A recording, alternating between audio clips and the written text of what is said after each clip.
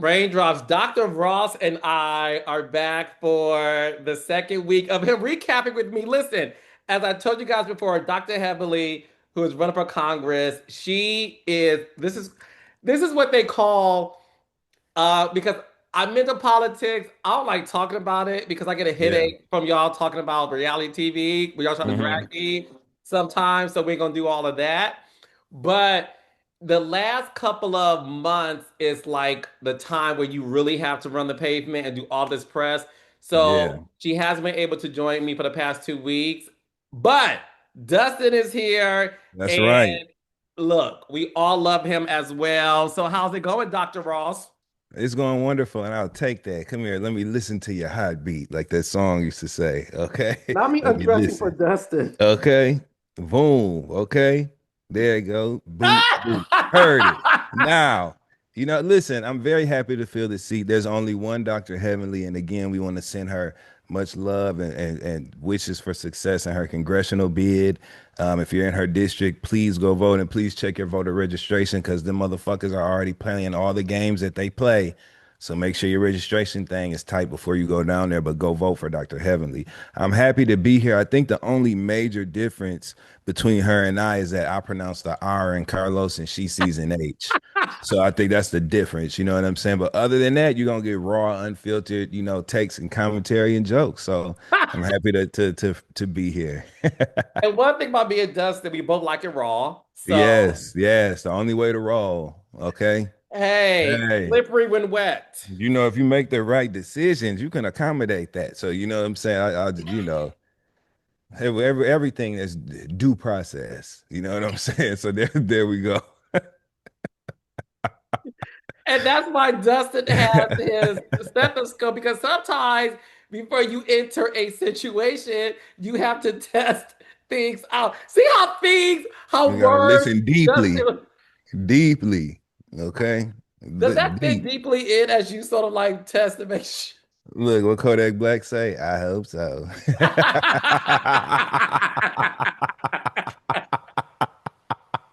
Raindrops, listen, my points are raindrops. This is why there's no other person to do this with while I Dr. appreciate Heavenly it. is on promo, but Dustin Ross. So look, Dr. Ross, we have a lot to get into when it comes to this episode of Yes. Married to Medicine because one thing that's iconic about this show Hmm. is the fact that they take couples trips, which Yeah. I really, really, really love. And this episode, Simone has revealed that she doesn't feel like her and Cecil are They the right couple to host a couples trip based on everything that they have going on, which I'm like, you know what? Got that. I love Toya Eugene and watch my interview I did a few weeks back with those two. They give a yes. lot of great detail.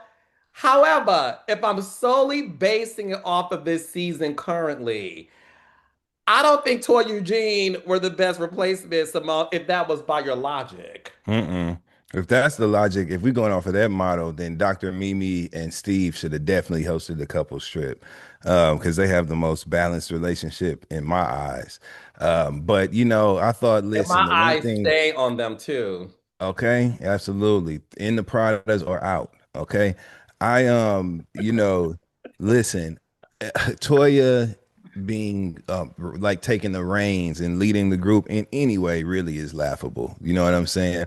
Toya is Why, Dustin? because Toya is at her best. Toya is an incredible reality star. Let me say that first of all, right? Incredible and also a very necessary component to any cast. So I don't know why she ain't been on House of Villains.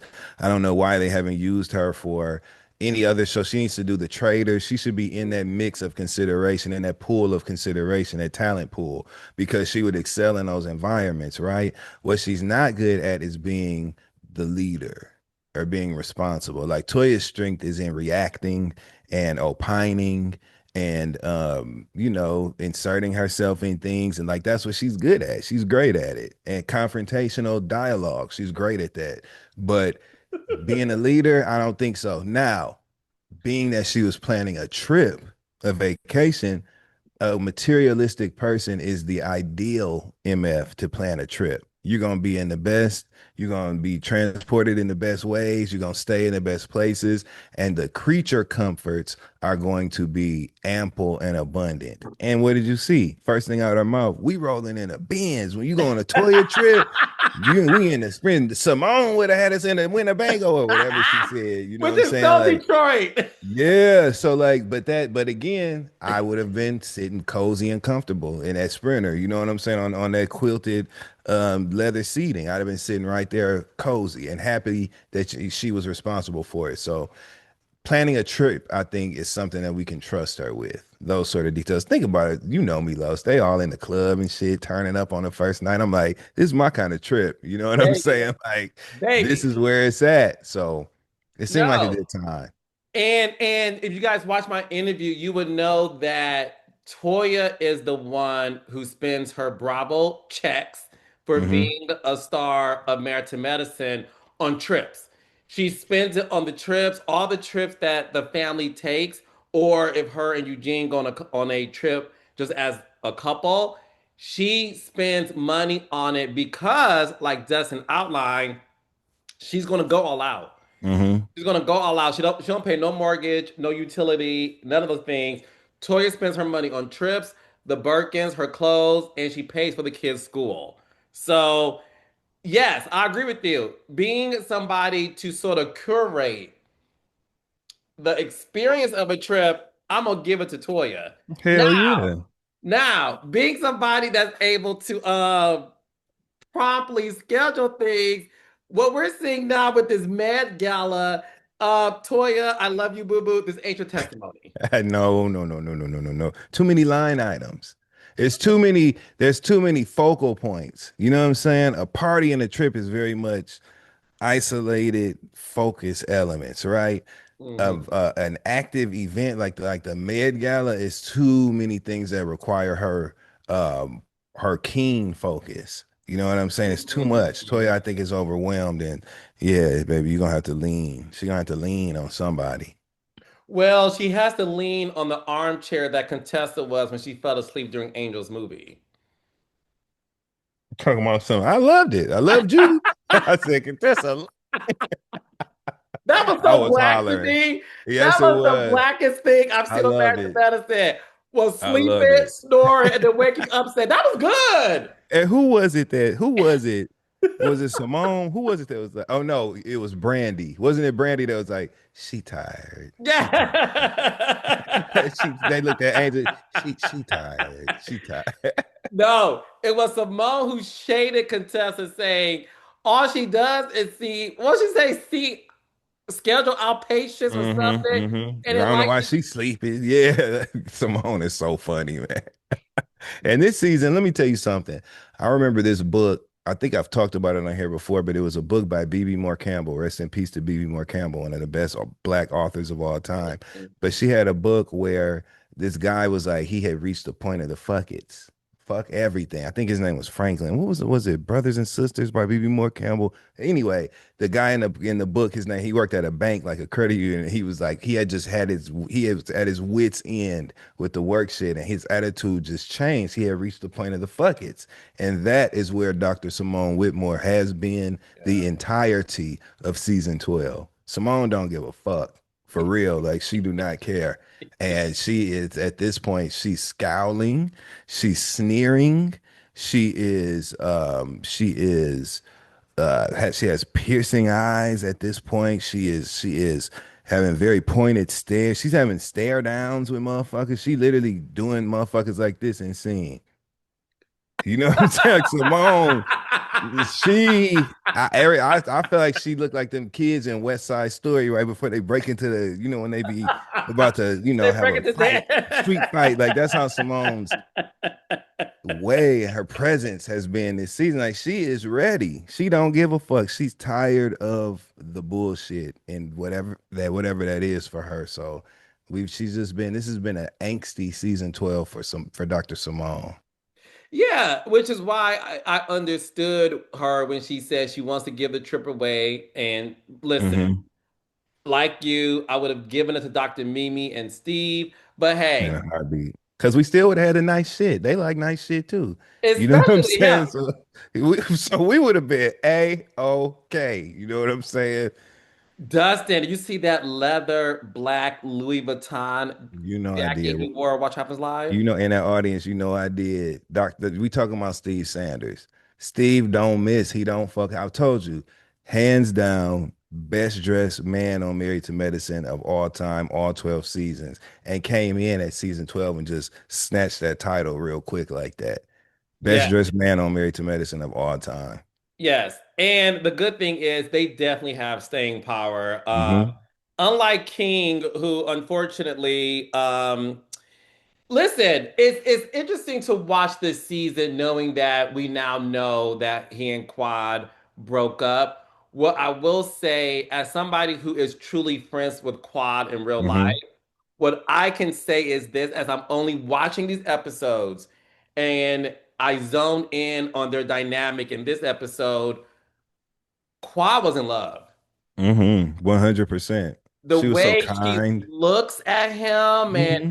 kind, like, you know, Acknowledges his feelings and things that he says in conversation. She makes so much space for him. And we've seen Quad in relationship with her ex-husband, Dr. G, where she didn't show up that way because she had no reason to. So in this situation, seeing her make all that accommodation out of love, you can see that it is well intentioned. It's coming from a good place. That was a real relationship. And if she done with it, then I'm done with it too. You know what I'm saying? So I'm on what Quad is on. So I feel period. like I don't remember who that was in the episode that said, or no, you know who it was? It was Dr. Shout out to Dr. Mimi on Watch What Happens Live, where she was referencing how Quad has handled this breakup with so much grace. Hmm. She was like, she issued her statement and then moved on. And that's exactly what she's done. So shout out to Quad. Much respect to King. I don't wish no ill will on Yeah. him. But shout out to Quad, and I'm so invested in knowing what's next for her and her love story because she can definitely Quad fine in the motherfucker. Quad's so damn fine Yeah, baby. and got good taste. Okay, know how to tell them how to do her hair and shit. You know what I'm saying? She be looking right. Like Quad is going to find somebody to adore her and show her appreciation. So it'll be interesting to see how much of that we get to see. Well, what we did see in this episode was King having a solo interview. Mm-hmm. And that is rare as me and Dustin are married to medicine historians. So listen, I don't care. The guys are in scenes together with none of the girls. When they cut to interview, you see Cecil, Eugene, Damon with their wives. You don't see Or them you don't see solo, them at all. or you don't see them at all. So because King is Jamaican and they're going to Jamaica, he wanted to curate this experience with his medical mission that his sister or cousin's organizing. And when they cut to his solo interview, raindrops, pay attention to that. That lets you know that during the editing of that episode, they have broken up, or Yep. they were broken up, but they had to make sure to get his POV because that particular segment was about him. But it has to be so bad. I worked with Melody Martell, and when they were broken up, and we had pickups, they Yep. Carlos, get what you need to get. I'll sit And then next I'm to getting the the hell front. on. Yep. You know what I'm saying? How many questions you got? And no exit stage left. It must be that bad to Dustin's point where because Qua could not even, for one question, sit next to that motherfucker, I that know. lets you know something It egregious. lets you know either there's a rift where they don't want to share space, or else one of them is determined to just move on. You know what I'm saying? Because sometimes it don't even be bad. Sometimes you'd be like, it's just closed. You know what I'm That's saying? Like true. there's no anger, but there's no reason for us to be together because he can go shoot that by himself. So let me tell them I don't want to do it. It could have been some shit like that. You know what I'm saying? We don't know. We don't know. Mhm. Because Quad ain't said shit. She ain't said a Mm-mm. damn word about that breakup other than the fact that it's broken up. We don't know nothing. Quad is living. I seen her tossing rand. I don't know what the money is called. But she was tossing that African money all up in the air and with her girls, and she had her midriff out and shit. She was living her life looking good. So Quad is not. I don't know. It just seemed like she's completely, just like I said, moved on from it. I don't know. Well, no, I definitely think she is. It looks like Jackie Hmm. and Curtis. Listen, Curtis had a golf trip, Dustin, and unfortunately, he wasn't.